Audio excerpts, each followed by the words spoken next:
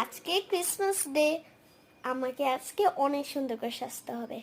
হ্যাঁ, যাই, সাজতে হবে, পার্লারে যাই। এই তো এসে পড়েছি। ওই তো মেকআপ আর্টি। ও, আপনি সাজতে এসেছেন?